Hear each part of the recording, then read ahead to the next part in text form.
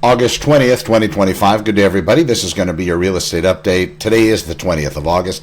Every day I post a new video here, so you'll see it here on the home screen, and the date, of course, will change. And in addition to that, you'll have a different title as well. But just to look at inventory, we have had 7 new listings hit the market in the past 24 hours, and those are all going to be posted here. You can ignore the pop-up unless you want to register to actually get email listings to you after you conduct your search. But to search for real estate, you need no personal information here. It is a local site. It's powered by the Southland Regional Association of Realtors through the Multiple Listing Service and the Internet Data Exchange Agreement. And only agents get access to these listings here, and you will see them. Of course, the syndication sites, the Redfins, the Realtor.coms, they do as well. They try to get them, but I have a direct feed via my IDX connection, so the information's definitely held to a different standard. So you come here, you'll click on Santa Clarita Valley, and then run down, and these will be the new listings for today. You'll be able to see each one of these and have an idea what's happening on the market. So Ironwood's brand new. Let me go back. It's going to creep up. Ironwood, Flynn Drive is brand new. Yep, there we go. So Flynn Drive is brand new. And Ironwood, Flynn Drive, Claudette, Dorothy, Toscana.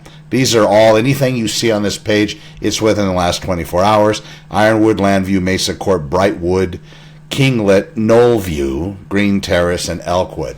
These are 7. So if you want to see these listings, you just click through on any one of them, and then it'll take you to the full listing, and you'll be able to see all of the information about the property and so on. So you can go through and see what is happening here and the price of the property. I also have mortgage calculators built on every single page.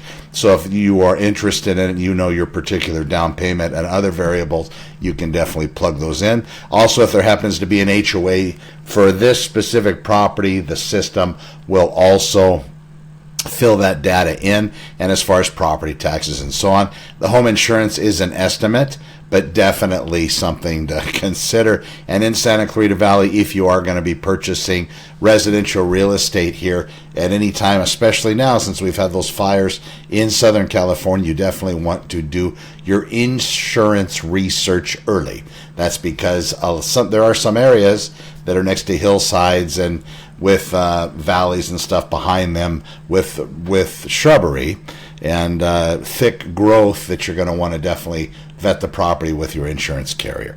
Now, understand, with the insurance world, I've introduced Scott Wilk a few times, excellent source for insurance, and I'll attach him in the comments to the video. But Scott Wilk, W-I-L-K, here in Santa Clarita Valley, he's a broker, so he is able to pull on various insurance companies to write policies. And what I like about him is he doesn't let anybody, unless they do it with their knowledge, he doesn't like people to be underinsured. So if you're looking to purchase a residence and you have to join the California Fair Plan, for example, he also talks about supplemental insurance, which is now really much a thing. You'll be able to get an additional policy that's going to cover any kind of a difference or offset just in case something tragic happens to your residence. All right, let's get into one of the things that I was talking about here this past week and a half. I was going over videos discussing the very beginnings of purchasing, considering whether you should or should not be purchasing real estate. And then I took it from there and talked about how to get your best deal in a lender, how to get a best deal from a real estate agent, what questions to ask, how to vet them properly. And then from there I moved into that process of just searching for real estate, like using SantaClaritaOpenHouses.com or one of the other systems. How are you going to find it now? Your agent should be setting that search up for you, and the criteria they use should be dependent on your own variables. Let's say you're very comfortable at your maximum amount, which most people aren't, but let's just say you're one of those. You've been qualified for $1 million. That $1 million set point at the top part of your search when your agent starts to look for real estate, that might make an adjustment, at least for your agent, because it could be that there are real estate listings out there that are overpriced at $1,100,000 or $1,050,000. That is the case where they would be able to go in, knowing this, knowing where the variables are online, having done their due diligence, they'd be able to go in and say, listen, we can offer them your maximum amount because the property's potentially not going to appraise for more than that. If they've had that background in their world as far as real estate goes, and they have that training as far as what appraisal standards are. That's super valuable. Moving through that process after you find the property, before you write the offer, you've already seen it. When you're looking at properties and you're going to make a decision to write, it doesn't hurt to maybe go look at it a second time, just in case. If there's time, if time allows for that. Now, every moment a property goes without having an offer in it, of course, silly to say, but there is a chance that you will get, you could get actual a listing to come into that variable while you're looking or making a decision. But it still is prudent, I believe, to go look at it a second time. So you go and you look at the property and you make determinations. You look at it from the exterior vantage point.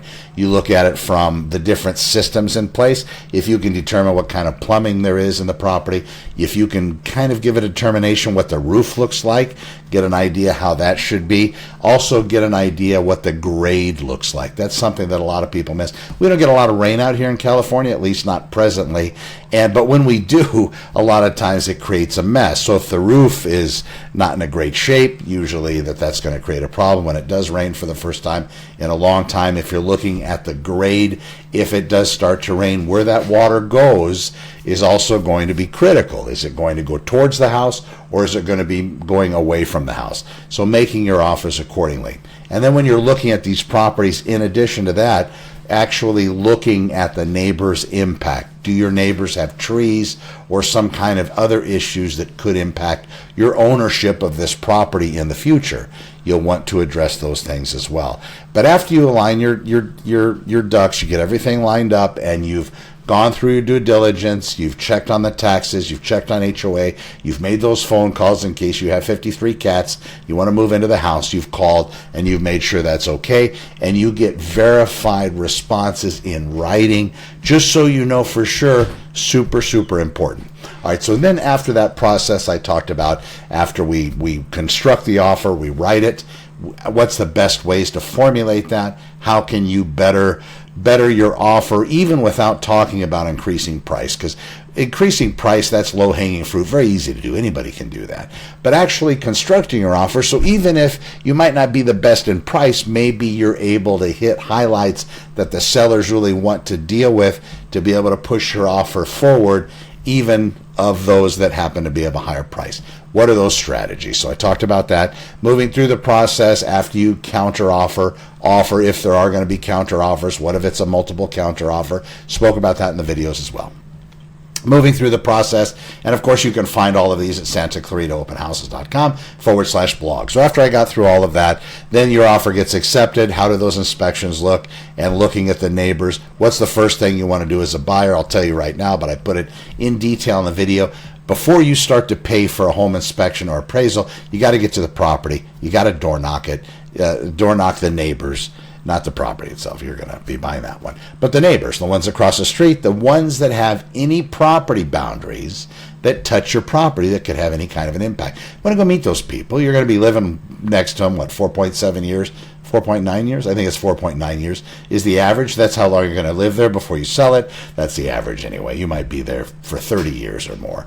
But ultimately, you want to go talk to them, get a connection, find out who they are, and I would just have your agent make that introduction. They can go bang on the door, as I do with my clients, and say, hey, these are, I'm Connor MacIvor, Realty One Group. This is Sarah and Johnny, and we're here. They're actually in escrow on the house next door. I wanted to come by and introduce you, and just to see what you think about the neighborhood, and maybe you might take a moment just to answer some questions they may have, and then it just really opens up those floodgates. People are happy, and then they start to have the conversation. Then the inspections come in, the appraisal comes in, how to deal with it coming in higher, lower, or at cost, and then moving through. So after all of that, we talked about the request for repairs. We talked about those, how to best construct that. Should you have the seller fix it? Should you have them hire somebody? Should you have them have their uncle do it? Everybody's got that uncle. Or should you actually ask for a credit, and why that would be more beneficial? And then after that, now we're at the final stages, where more than likely, if you're not cash, you're going to be signing some kind of loan documents with escrow. Now, these are going to come from your lender, and when you get the loan documents, there's going to be a time escrow is going to vet them. They're going to make sure everything's there, everything's correct. at least as far as what they understand. It's all complete. Once the package is there, then escrow is going to summon you to come sign those loan documents, and it depends on where you are. If you're out of state, they could actually have a notary, somebody that does loan documents, dispatched and come to wherever you are. This happens all the time. So if you're selling a house and you're not going to be in state, you're going to just leave, you're going to vacate. We had clients recently do this. They had a notary in their state where they went, Idaho, from California to Idaho. They had that connection, so they didn't even have to be here for the closing. In fact, the day that they moved, which was almost 35 days prior to us even getting an offer, they moved, and boom, we got the offer. Boom, we went through escrow as a cash deal, so it went relatively quick. But they weren't anywhere in the state. So once that's scheduled, then you're going to be sitting down with the document signer or the person that's the loan doc people from escrow. So that particular notary is going to be very versed in the paperwork that's assigned to residents. It's not just your regular garden variety run-of-the-mill notary. This is a trained notary. So typically they're going to come and they're going to go through the paperwork with you. Now when they do that, no matter where you are, if you see something in those documents that is it's hard to swallow, something that wasn't as you were promised, you definitely want to make it known at that time. And sometimes people sign loan they work all day, right? So by the time you sign loan documents, it might be 8 or 9 o'clock at night. You might not get done till 9:30 or 10. It's not a quick process by any means, especially if you're doing what you need to do, i.e. reading the documents, even after they're explained to you. That is of high level importance. Please do that. Go through the documents. And I understand with real estate, a lot of people don't read everything chapter and verse. My engineers do. People that come to me through JPL wanting to buy houses, my God, they read every piece of paper. And that's a blessing because it definitely keeps me sharp, but it also keeps them in the know. They might not understand everything, but the way that the contracts are written, you'll glean what's going on, and then whatever you don't understand, you have legal counsel, you have your agent, you have whomever, your family, friends, you can follow up with them, but have them at least explain it. But as you're going through your loan documents, there could be things in there that have changed. Maybe, here's an example, maybe your lender promised you a particular interest rate. Maybe they say, well, your interest rate's going to be whatever it is. But now all of a sudden it's different. Higher, lower. Lower would probably be a blessing, but higher, what's up with that? Then you're going to want to have that question answered. Now, if it's 9:30 at night and you're in some other time zone and you're signing these documents, the chances that your lender is going to pick up that phone, well, unless it's a lender I know, the chances are probably not great. Your agent, are they going to pick up their phone because maybe they made the introduction to the lender? Maybe. But in most cases, probably not. Then you have a decision to make. Do you sign the loan documents or do you stop? If it's different, if it's not as you were promised, I would stop personally. I know that's going to chap a few hides out there. But if it's something that I didn't agree with, and it's something that's being put in front of me, of course I want to buy the house. Of course I've already spent, upwards of $1,500 to do inspections and appraisal. Of course I've had the heartache of going through offer and counter offer with the seller at the beginning, maybe competing with multiple offers, maybe going through and dragging all my family into the house.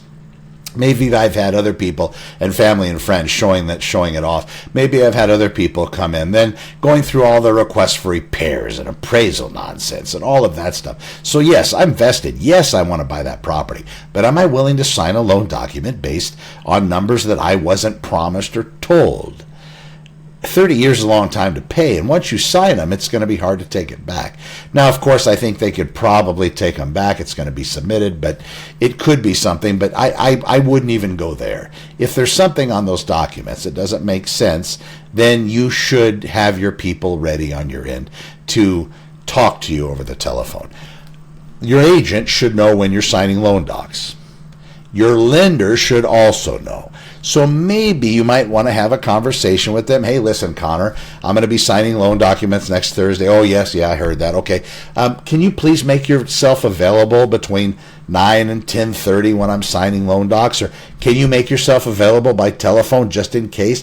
Or even better, because it's not your agent handling that paper, it's going to be your lender. Those loan documents came generated from their office, so it's going to be them. So maybe reach out to them and say, hey, listen, Jack, You're my lender. Would you be available between 8 and 9:30, whatever it may be, on this particular date when I'm signing loan docs with the escrow notary? Would you please? And in most cases, they will, just in case there's an issue. This isn't talked about nearly enough. But then after you sign those loan documents, what's the next step?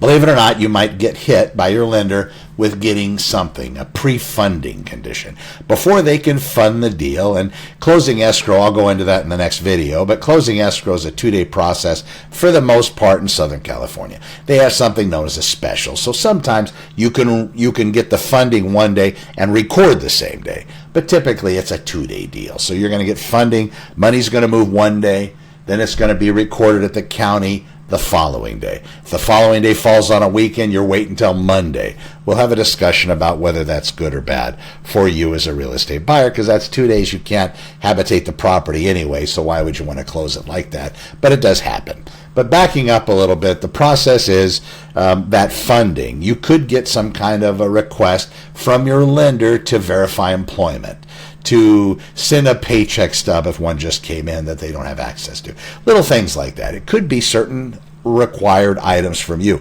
The more you delay in giving those items to your lender, the more the process is going to delay as well. And if you have a particular rate lock, it could change everything. So as a real estate buyer, you definitely want to do your due diligence when you're requesting documents and paperwork to get them in lickety-split. Now, after we get done with this, you sign all the loan documents, you've answered whatever questions, you sent in whatever additional paperwork, then after that, it's time to fund. Now, once that happens, that funding process, we'll get into that next time, but you're just about a couple days away from having a property that's yours. Before that, though, one of the things that I will tell you, and we'll do this one tomorrow, your walkthrough, your final walkthrough, verification of property condition. What does the property look like, and why is that important? We'll talk about that one tomorrow. That's going to be what's known as a final walkthrough for a real estate buyer when they're purchasing real estate. It'll give you an idea on what to look out for when you do that part of the process. We'll be back tomorrow, ladies and gentlemen. Thank you so much for watching. I am Connor with Honor, Connor MacIvor, local agent here in Santa Clarita Valley. When you're ready, SantaClaritaOpenHouses.com. Please feel free to go there, check it out. Lots of information, and I hope to serve you when you're ready. You can Zoom me, SCV.com, Zoom me, SCV.com. You'll be able to get my calendar there, and we'll schedule a time when we can talk about whatever real estate you're interested in. Be well, everybody. I'll see you in the next one. Take care.